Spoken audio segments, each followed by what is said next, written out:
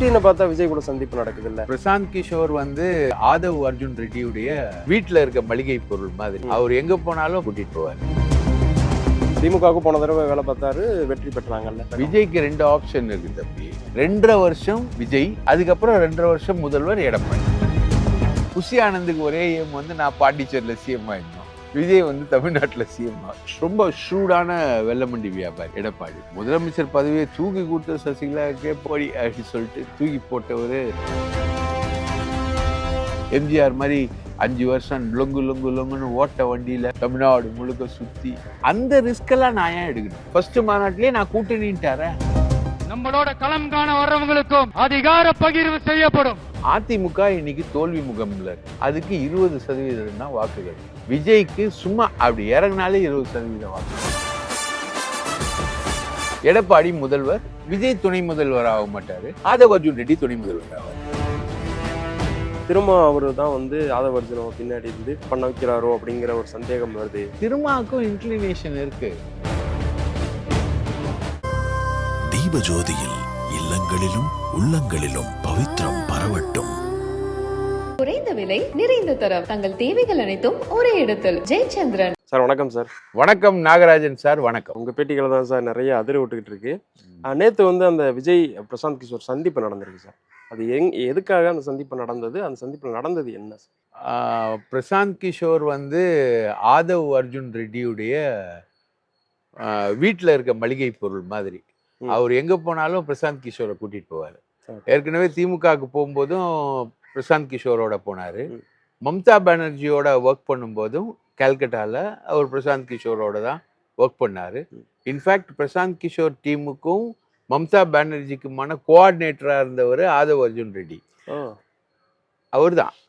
அப்போ அவர் அர்ஜுன் ரெட்டின்ற பேர்ல தான் அறியப்பட்டாரு. இப்போ ஆதவ்ன்ற பேரை சேர்த்துக்கிட்டாரு. ஏதோ உதயசூரியனுக்கு வந்த உடனே ஆதவ் வராரா அப்படின்னு தெரியல.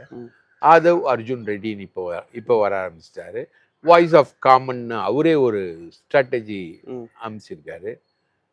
இப்போ கூட ஒரு பத்திரிகையாளர்கிட்ட பேசும்போது சொன்னாங்க, என்ன முன்னாடிலாம் வந்து இப்போ மூத்த பத்திரிகையாளர்களை வந்து சந்திப்பாங்க, விகடனில் வந்து ராவ் சாரை சந்திப்பாங்க, அதுக்கப்புறம் நக்கீரனில் இருக்கக்கூடிய ஆட்களை சந்திப்பாங்க, அண்ணனை சந்திப்பாங்க, அப்படிலாம் நிறைய பேரை சந்திப்பாங்க. இப்போனா வியூக அமைப்பாளரே சந்திக்கிறாங்க. சுனில் வராரு, அவர் உதயநிதியை பார்த்துட்டு போறாரு, அப்படியே போறாரு, மிதுனை பார்க்குறாரு, அப்படியே ஈவினிங் வந்து லீலா பேலஸ்ல அண்ணாமலையை பார்த்துட்டு போறாரு. அப்போ அவர் ஒரு வியூக அமைப்பாளராக இருந்தார். இப்போ பிரசாந்த் கிஷோர் வராரு, விஜயை சந்திக்கிறாரு அப்படின்னும் போது இது ஆதவ் அர்ஜுன் ரெட்டியோடைய ஏற்பாடு. அதனால வந்து சந்திக்கிறாங்க. இதுதான் 2 பேருக்குள்ள இருக்கக்கூடிய வியூ. இவனை பொறுத்த வரைக்கும், பிரசாந்த் கிஷோரை பொறுத்த வரைக்கும் ஜெயிக்கிற கட்சிக்கு தான் வேலை செய்வார் அவர்.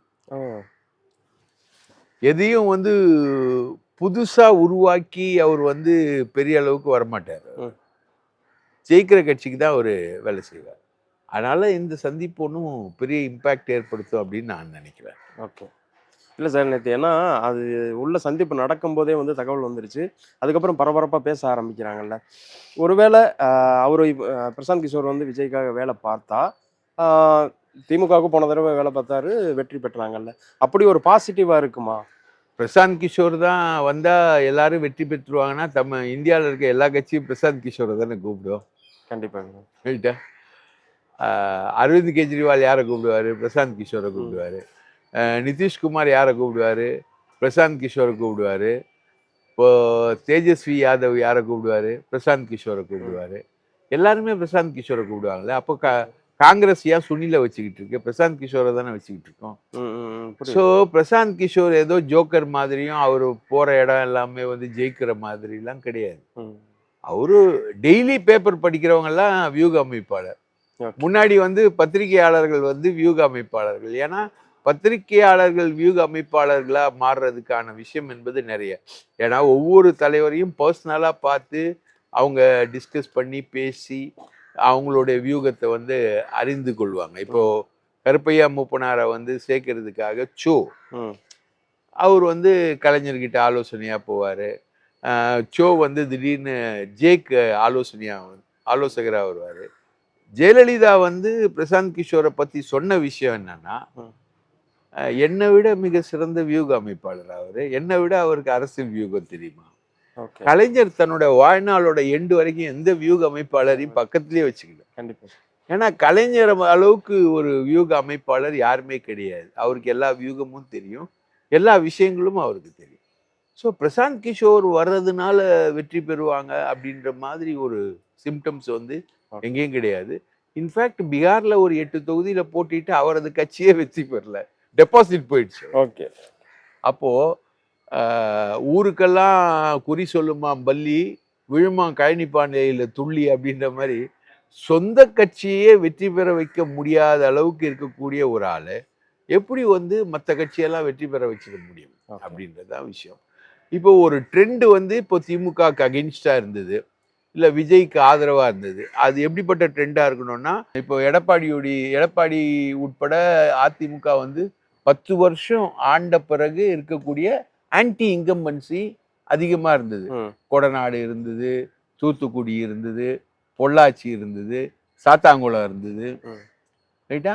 இந்த மாதிரி தொடர்ந்து வந்து ஒரு ஆன்டி இன்கம்பன்சி மிகப்பெரிய அளவுக்கு சட்டம் ஒழுங்கு பிரச்சனைகள் மிகப்பெரிய அளவுக்கு இருந்து ஒரு பெரிய அதிருப்தி வந்து மக்கள் மத்தியில உருவாகி இருந்தது.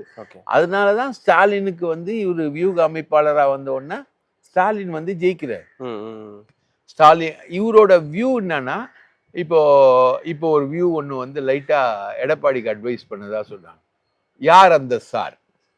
அண்ணா பல்கலைக்கழக விவகாரம் வந்தப்போ இவங்க வந்து எக்ஸ்பிரஸ் அவென்யூல போயிட்டு யார் அந்த சார் அப்படின்னு ஒரு பிளக் போர்டெல்லாம் காமிச்சாங்க. இது வந்து பிரசாந்த் கிஷோர் சொல்லி கொடுத்த வியூகம்னு சொன்னாங்க. ஓகே, ரைட்டா? இந்த மாதிரி ஸ்டாலின் தான் வராரு, விடியல் தர போறாரு அப்படின்னு ஒரு ஸ்லோகம், ஒரு பாட்டு. அதை வந்து இது எப்படின்னா வந்து நல்லா அலங்கரிச்ச பொண்ணுக்கு தலையில பூ வைக்கிற மாதிரி. அந்த பூ மட்டும் இல்ல, அந்த பொண்ணும் அழகா இருக்கணும், அது நல்லா அலங்கரிக்கப்பட்டிருக்கணும், அதுக்கான விஷயங்களும் இருக்கணும். அப்போ அதன் தலையில வைக்கக்கூடிய பூ என்பது ஒரு அழகாக மாறும். It is an added advantage. அவ்வளவுதானே தவிர இவங்களாலலாம் ஒன்னுத்தையும் கிரியேட் பண்ணவும் முடியாது, மாற்றவும் முடியாது, எதையும் பண்ண முடியாது. சரி, இப்ப கொஞ்ச நாளைக்கு முன்னாடி சொன்னாங்க, ஒரு தகவல் வந்தது, பிரசாந்த் கிஷோர் வந்து அதிமுகவுக்கு தான் வேலை பார்க்க போறாரு அப்படின்னாங்க. திடீர்னு பார்த்தா விஜய் கூட சந்திப்பு நடக்குது இல்ல, அந்த தகவல் உண்மைதானா? இல்ல ஏன் திடீர்னு இங்க வந்தாரு? விஜய்க்கு 2 ஆப்ஷன் இருக்கு தம்பி. இப்போ நேற்று டிஸ்கஷன்ல கூட என்ன நடந்திருக்கும் அப்படின்னு பார்த்தீங்கன்னா, ஒன்று வந்து ஏடிஎம்கேவோட போகிறது. அப்போ ஏடிஎம்கே வந்து ஒரு ஸ்ட்ராட்டஜியை டெவலப் பண்ணி எடுக்கிறாங்க. எப்படின்னா, விஜய், பாஜக, தேமுதிக, பாமக, அதிமுக, 5 கட்சி கூட்டணி. இது வந்து ஏடிஎம்கேவோட ஸ்ட்ராட்டஜி. இந்த ஸ்ட்ராட்டஜி பிரகாரம் பார்த்தீங்கன்னா விஜய்க்கு வந்து ஒரு 30 சீட் வரைக்கும் தரலாம். எடப்பாடி முதல்வர், விஜய் துணை முதல்வர். விஜய் துணை முதல்வர் ஆக மாட்டாரு, ஆதவ் அர்ஜுன் ரெட்டி துணை முதல்வர் ஆவார். ஓகே, தமிழ்நாட்டோட துணை முதல்வரா ஆதவ் அர்ஜுன் ரெட்டி வருவார். அப்போ பிஜேபி வருது, பிஜேபிக்கு ஒரு துணை முதல்வர். கூட்டணியில் பங்கு, ஆட்சியில் பங்கு, அதிகாரத்தில் பங்கு, எல்லாம் கரெக்ட் ஆயிடுதா? ஆமா, இது ஒரு ஸ்ட்ராட்டஜி. ஓகே, இன்னொரு ஸ்ட்ராட்டஜி விஜய்க்கு இருக்கிறது என்னன்னா, நான் திமுக, என் கூட விடுதலை சிறுத்தைகள், என் கூட 2 கம்யூனிஸ்ட், என் கூட காங்கிரஸ். நான் திமுக, என் கூட இவங்க எல்லாம். இது இன்னொரு ஸ்ட்ராட்டஜி. ஓகே, இப்ப இவர் இந்த ரெண்டையும் ஃபாலோ ரெண்டுத்தையுமே வந்து நேற்று டிஸ்கஷன் ஆயிருக்கும். Okay okay. விஜய் வந்து ஒரு கார்டு ஒன்று வந்து புதிய தலைமுறையில போடுறாரு. நாங்கள் எந்த கட்சியுடனும் கூட்டணி பேசவில்லை அப்படின்னு ஒரு கார்டு போடுறாங்க. போட்ட உடனே அந்த கார்டு எடுக்கப்படும், உடனே எடுத்துட்டாங்க அந்த கார்டு. அப்போ அந்த மாதிரி ஒரு கார்டை போடுறதுக்கான தேவை என்ன? புதிய தலைமுறை அப்கோர்ஸ் அது தவறான கார்டுன்னு மறுக்குது. ஆனா அந்த கார்டு வந்துச்சு. ஏன்னா நாங்கள் எந்த கட்சியுடனும் கூட்டணி பேசவில்லை என தாவேகா மறுப்பு அப்படின்னு ஒரு இது வருது. இன்னொரு டிஸ்கஷன் வந்து இணையதளங்கள்ல வர்றது என்னன்னா, விஜய் வந்து 117 சீட்டு, அதிமுக 117 சீட்டு. 2.5 வருஷம் முதல்வர் வந்து விஜய், அதுக்கப்புறம் 2.5 வருஷம் முதல்வர் எடப்பாடி. இது எப்படி சார் சாத்தியம்? ஏன்னா ஏன் அப்படின்னா, சாத்தியம் இல்லைன்றது இல்லை, அரசியல்ன்றதே வந்து கேம் ஆஃப் பாசிபிலிட்டிஸ் தானே. அதானே திமுகவும் காங்கிரஸை உடைச்சு தமாகான்னு ஒன்று உருவாக்கி மூப்பனார் வருவார்னு யாராவது எதிர்பார்த்தாங்களா? வந்தாங்கல்ல. ஸோ கேம் ஆஃப் பாசிபிலிட்டிஸ் தான் அரசியல். மக்கள் நல கூட்டணின்னு ஒன்று உருவாகும்னு யாராவது எதிர்பார்த்தாங்களா? ஜெயலலிதாவையும் கலைஞரையும் டூத் அண்ட் நெயிலில் எதிர்த்த விஜயகாந்த் போய் ஜெயலலிதா வீட்டில் உட்காருவார்னு எதிர்பார்த்தாங்களா? ஜெயலலிதாவை நாக்க துருத்தி விஜயகாந்த் எதிர்ப்பாங்கன்னு யாராவது எதிர்பார்த்தாங்களா? அவங்களே எதிர்பார்த்திருக்க மாட்டாங்க. So politics is the game of possibilities. அப்போ அந்த கேம் ஆஃப் பாசிபிலிட்டிஸில் விஜய் சைட்லேருந்து பரப்பக்கூடிய தேரி என்னன்னா, அதிமுக இன்னைக்கு தோல்வி முகம்ல இருக்கு. அதுக்கு 20% தான் வாக்குகள் இருக்கு. விஜய்க்கு சும்மா அப்படி இறங்கினாலே 20% வாக்குகள். அப்போ நீங்க தலைமை ஏற்று நீங்க முதல்வராகி நாங்க கூட நிக்கணும்னா எங்களுக்கு ஈக்குவல் சீட்ஸ் வேணும். நீங்க 117னா நாங்க 117, நீங்க 15 அமைச்சர்கள்னா நாங்க 15 அமைச்சர்கள். ரைட்டா? நீங்க 2.5 வருஷம் முதலமைச்சர்னா நாங்க 2.5 வருஷம் முதலமைச்சர். இப்படி ஒரு ஈவெண்ட் போகுது. ஆனா அதிமுக உருவாக்க நினைக்கிற இந்த 5 கட்சி கூட்டணியில பிஜேபியுடைய முகம் என்னன்னு நீங்க பாத்தீங்கன்னா, அது நிதிஷ்குமார் உட்பட நார்த்ல உட்பட எல்லா இடத்துலயும் நீங்க பாத்தீங்கன்னா மிரட்டியே அலைன்ஸ் கொண்டு வந்துடும். அஜித் பவார்ல இருந்து எல்லாரையும் மிரட்டியே கொண்டு வந்துடுவாங்க. அது மாதிரி அதிமுக நிறைய விஷயங்கள்ல லாக் ஆயிருக்கு. இவங்க மிரட்டுறாங்க. ரெய்டு, சேலம் இளங்கோவன் வீட்டில் ரெய்டு, அங்கே ரெய்டு, இங்கே ரெய்டு. எடப்பாடிக்கு ரொம்ப நெருக்கமான கர்நாடகாவை சார்ந்த எடப்பாடி சம்மந்தி வீட்டில் ரெய்டு நடந்தது. இன்னும் ரெய்டு இருக்கு. ஒன்றும் இல்லை தம்பி, கொடநாட்டில் வழக்கில் எடப்பாடியோடைய டேப் இருக்கு. ட்ராய் அந்த டேப்பை கையில் வச்சிருக்கான். Telephone regulatory authority of India இருக்கு. என்னன்னா அந்த பீரியட்ல டேப்பா இருக்கு. அது அதை உயிர்ப்பிச்சு டிஜிட்டலா கொண்டு வர்றதுக்கு தேவை 3 கோடி ரூபாய். இத சேலம் கோர்ட்ல ட்ராய் சொல்லிட்டான். 3 கோடி ரூபாய் இருந்தா தாங்க அதை பண்ண முடியும், அது யாரும் தரமாட்டுறாங்க அப்படின்றது ட்ராய் சேலம் கோர்ட்ல சொல்றான். நேஷனல் ஃபோரன்சிக் யூனிவர்சிட்டியில அந்த டேப் இருக்கு. அந்த டேப் உயிர்ப்பிக்க முடியும். அதுல 31 நம்பர் இருக்கு, எடப்பாடி நம்பரும் இருக்கு. கொடநாடு கொலை சம்பவம் நடந்தப்போ போன்ல பேசினது யாருன்றது அந்த டீட்டெயில். அந்த டீட்டெயில மத்திய அரசு நினைச்சு உயிர்ப்பிச்சா என்ன பண்ணுவாங்க? 3 கோடி ரூபாய் தானே. சாதாரண விஷயம் தானே சார். அது ஒன்றும் தப்பே இல்லையே, கிரைம் சீன் தானே. கண்டிப்பா. அப்போ எடப்பாடி பேசுன பேச்சு இப்போ சீமான் டேப் எல்லாம் வெளியில வருது. அந்த மாதிரி எடப்பாடி கொடநாடு கொள்ளையப்போ கொள்ளையடிச்ச கனகராஜ் கிட்ட பேசின டேப் வெளியில வந்தா எடப்பாடி சிக்கலாகும். எடப்பாடி அதிமுக தலைவரா இருப்பாரா? அம்மா வீட்டுல கொள்ளை அடிச்ச எப்படி அதிமுக தலைவரா இருப்பாங்க? 1. 2 ரெட்டையில தேர்தல் கமிஷன் இன்னும் முடிவெடுக்காம இருக்கு.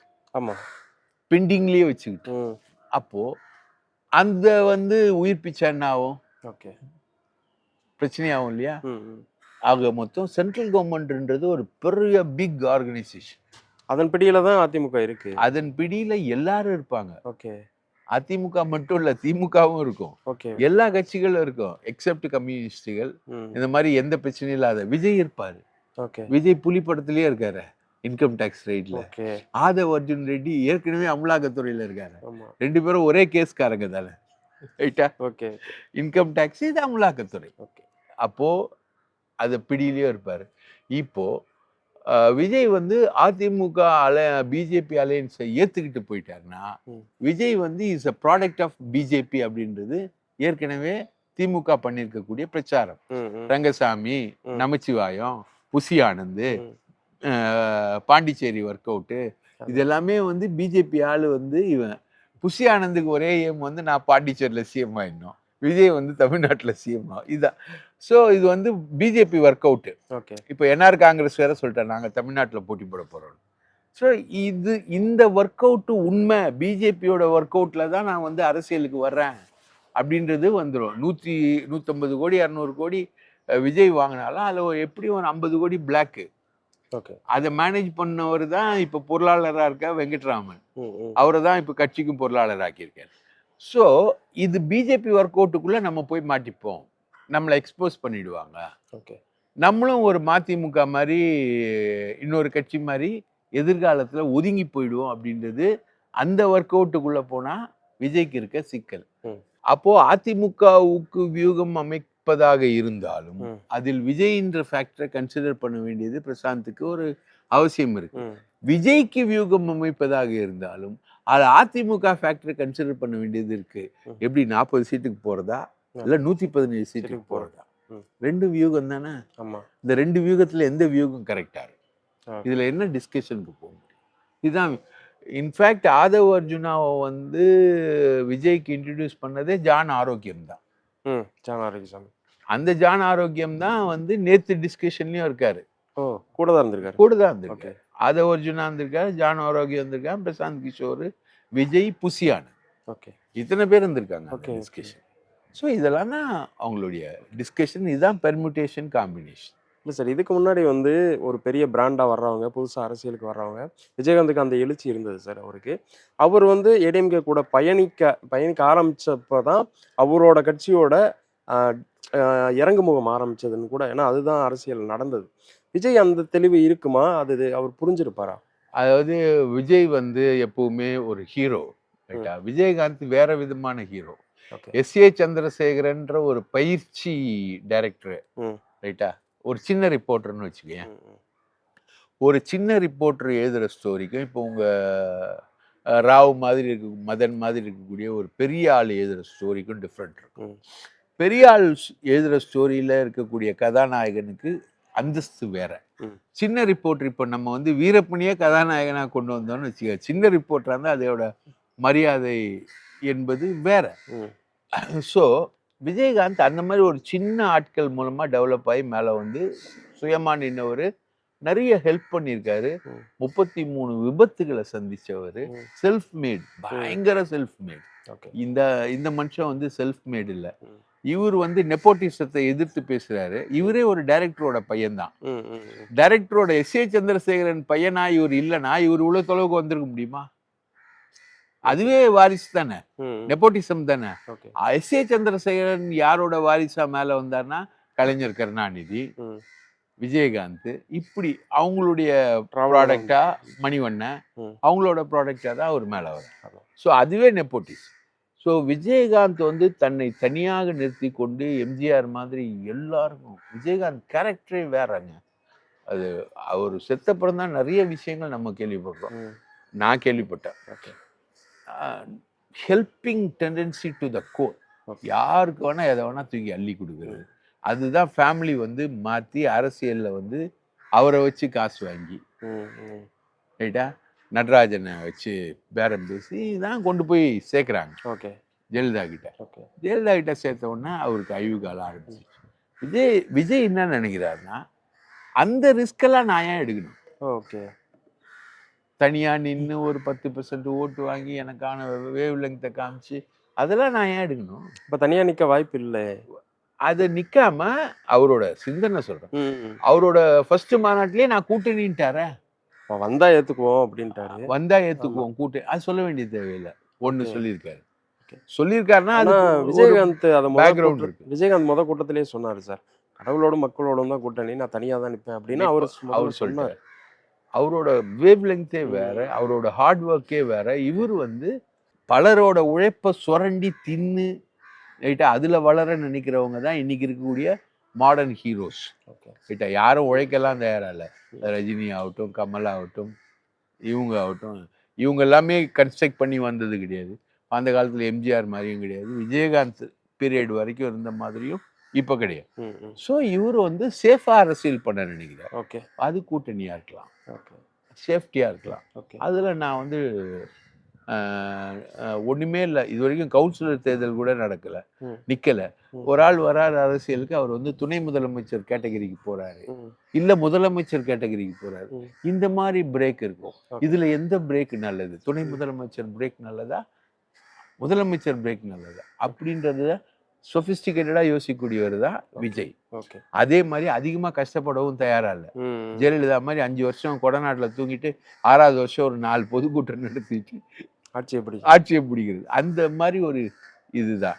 எம்ஜிஆர் மாதிரி 5 வருஷம் லொங்குன்னு ஓட்ட வண்டியில், விஜயகாந்த் வச்சிருக்காருல அந்த ஓட்ட வண்டியில் தமிழ்நாடு முழுக்க சுற்றி அலைஞ்சி கலைஞருக்கு ஈக்குவலாக பேசி, கலைஞர்ன்ற மிகப்பெரிய ஜாம்பவானை வந்து அவரோட ஃபீல்டு ஒர்க்கில் முறியடிச்சு ஒவ்வொரு சந்தா கட்சி கட்டி கிளை கட்டி இயக்கத்தை கொண்டு போய் அப்படி கொண்டு வரணுன்றதெல்லாம் கிடையாது. சும்மா இன்னைக்கு சமூக வலைத்தள யுகம், சிம்பிளாக உட்காந்து ஒன்று பிரேக் பண்ணாலே உலகம் ஃபுல்லாக பரவிடும். அதனால அதுக்கேற்ற மாதிரி கொண்டு போகணும்னு நினைக்கிறேன். நான் பார்த்ததுலேயே இது வரைக்கும் தமிழக அரசியலுக்கு வந்ததில் most sophisticated and soft hero Vijay தான். ஓகே. ஸோ நீங்கள் விஜயகாந்த் மாதிரி விஜயை எந்த சூழ்நிலையிலையும் கம்பேர் பண்ண முடியாது.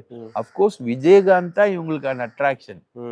என்னன்னா, நான் அண்ணாதுரை, எஸ்எஸ்சியோட ஸ்டேட்மெண்ட், நான் அண்ணாதுரை, நீ எம்ஜிஆர். அண்ணாதுரையும் எம்ஜிஆரும் ஒரே ஃபேமிலியில் வந்தால் எப்படி இருக்கு? ஓகே, இப்படிதான். ஓகே, இதுதான் இவங்களுடைய அந்த software. Okay, okay, tactical life. Sir 2026 sir என்ன மாதிரி களமாக இருக்கும்? ஏன்னா அதிமுக திமுக டிவிக்கு இந்த மும்முனை போட்டி இருக்குமா, இல்லை திமுக அதிமுகவுக்கான நேரடி மோதல் தான் இருக்குமா? பிஜேபி வந்து அதிமுகவை விடாது தம்பி. ஓகே, எனக்கு தெரிஞ்சு, என்னுடைய அசம்ஷன், இது என்னுடைய பர்சனல் அசம்ஷன், ஓகே, விடாது. அதனால பிஜேபியோட ஏடிஎம்கே போய் தான் தீரணும். ஆனால் இப்போ முதலமைச்சர் பதவி கொடுத்த சசிகலாக்கே ஆப்பு வச்ச ஒரு எடப்பாடி, அவரோட கால்குலேஷன்ஸ் வந்து வேற. முதலமைச்சர் பதவியை தூக்கி கொடுத்த சசிகலாக்கே போய் போடி அப்படின்னு சொல்லிட்டு தூக்கி போட்ட ஒரு எடப்பாடி ரொம்ப ஷூடான வெள்ளமண்டி வியாபாரி. அவரோட அரசியல் வியூகங்கள் வந்து மெச்சூர்டு. அது என்ன ஆகும்? விஜய்க்கும் இவங்களுக்கும் நடக்கக்கூடிய பேச்சுவார்த்தை என்ன ஆகும்? இந்த 5 கட்சி கூட்டணி வருமா, இல்லை வேற மாதிரி போகுமா? இதெல்லாம் வந்து அடுத்தடுத்து நடக்கக்கூடிய அரசியல் நிகழ்வுகள் தான். ஆசிஃப் வந்து இப்போ இருக்கிற நிலையில பார்த்தீங்கன்னா ஈரோடு பை எலெக்ஷன் தான் ரிசல்ட். ஓகே, 76% ஓகே, டிஎம்கே நல்லா இன்டாக்டாக கொண்டு போயிட்டு. நீங்கள் சில நாட்களுக்கு முன்னாடி ஒரு பேட்டி ஒன்று கொடுத்துருந்தீங்க. அதில் சொல்லியிருந்தீங்க, திரும்ப அவர் தான் வந்து ஆதவர்ஜுனோ பின்னாடி இருந்து இந்த மாதிரி பண்ண வைக்கிறாரோ அப்படிங்கிற ஒரு சந்தேகம் வருது அப்படின்லாம் சொல்லியிருந்தீங்க. இப்போ அவர் வந்து டிவிக்கில் ஜாயின் பண்ணதுக்கு அப்புறம் வந்து திரும்ப அவரை சந்திக்கிறாரு, ஓப்பனாக நின்று பேசுகிறாங்க. இதை எப்படி பார்க்குறீங்க சார்? ஏன்னா அவ்வளோ கேஷுவலாக இருந்தது அந்த பேச்சு, ஆரோக்கியமாக இல்லை. ஏன்னா கூட்டணிக்குள்ளே இருக்காரு, கூட்டணி விமர்சிச்சதுனால அது வந்து மிகவும் ஆரோக்கியமான விஷயமுமே கிடையாது. இதே திரும்ப வந்து பிஜேபிக்கு போயிட்டு வந்த ஒருத்தரை வந்து பார்ப்பாரு? கண்டிப்பாக பார்க்க மாட்டார். பிஜேபிக்கு போயிட்டு வந்த ஒருத்தரை வந்து கண்டிப்பாக பார்க்க மாட்டார். ஸோ அது ஆரோக்கியமான விஷயம் இல்லை. திருமாவுக்கும் இன்க்ளினேஷன் இருக்கு, கூட்டணியை விட்டு போகணுன்ற விஷயம் இருக்கு.